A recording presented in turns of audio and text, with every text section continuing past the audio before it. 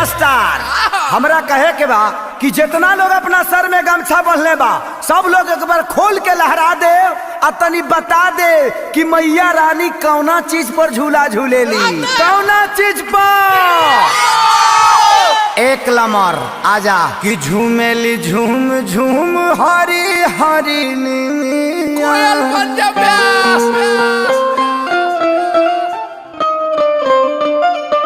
अरे जिया व्यास झूमेली झूम झूम हरी हरी नीनी ताही पया गईले सात बहले पहला पुरवा झूमेला पतैया, पहला पुरवा झूमेला पतैया झूलेली हो झूलेली झुलवा लगाई मोरी, झूलेली झुलवा लगाई मोरी मैया।